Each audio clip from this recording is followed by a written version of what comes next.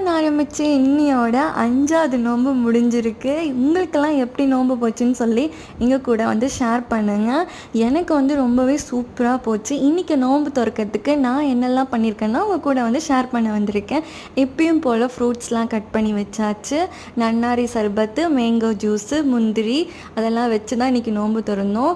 அதுக்கப்புறமேட்டு வந்து நோன்பு திறக்கிறதுக்கு டைம் வரத்துக்கு கொஞ்சம் நேரத்துக்கு முன்னாடி நான் என்ன பண்ணேன்னா, இந்த ஆல்ரெடி வந்து இந்த கடல் பாசி வந்து இந்த புட்டிங் வந்து செஞ்சு வச்சுருந்தேன்.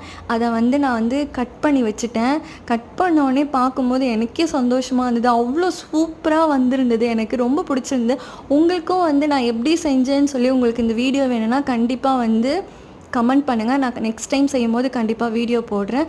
அதுக்கப்புறம் நோன்பு திறக்கிற டைம் வந்துருச்சுன்னு சொல்லிவிட்டு நான் என்ன பண்ணேன், சர்பத்லாம் குடித்து அல்ஹம்துலில்லாஹ் இன்றைக்கி ரொம்பவே சூப்பராக வந்து நோன்பு திறந்தாச்சு. நிறைய ஃப்ரூட்ஸ் சாப்பிடுங்க, ரொம்பவே ஹெல்த்துக்கு ரொம்ப நல்லது. நான் நிறைய ஃப்ரூட்ஸ்லாம் நிறைய சாப்பிடுவேன். நான் எப்பயும் போல் ஆப்பிள், அதுக்கப்புறம் திராட்சை இதெல்லாம் சாப்பிட்டு ரொம்ப சூப்பராக வந்து இன்றைக்கி வந்து நோன்பு திறந்தோம். அப்புறம் தர்பூசணி பழம் கண்டிப்பாக சாப்பிடுங்க, சீசன் இருக்குது, நம்ம நல்லாவே சாப்பிட்லான்னு நினைக்கிறேன் அப்படின்னு சொல்லி இன்றைக்கி ஃபுல்லாக தர்பூசணி பழமே பாதியே சாப்பிட்டேன். ரொம்ப நல்லா இருந்துச்சு.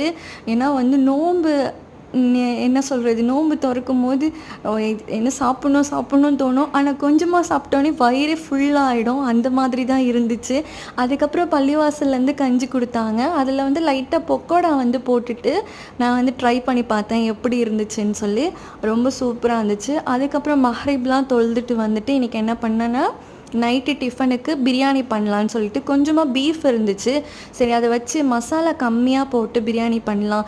ரொம்ப மசாலா அதிகமாக போட்டு சாப்பிட்டா நம்ம நோன்பு வச்சுட்டு அதிகமாக மசாலா சாப்பிட முடியாது அப்படின்றதுனால கம்மியாக மசாலா போட்டு இன்றைக்கி வந்து பிரியாணி வந்து வீட்டிலே பண்ணியிருந்தேன்.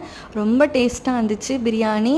கண்டிப்பாக வந்து உங்களுக்கு பிடிக்கும்னா கண்டிப்பாக லைக் பண்ணுங்கள். உங்களை நாளைக்கு இன்னொரு வீடியோவில் நான் பார்க்குறேன். என் வீடியோ பிடிச்சிருந்தா சப்ஸ்கிரைப் பண்ணுங்கள், லைக் பண்ணுங்கள்.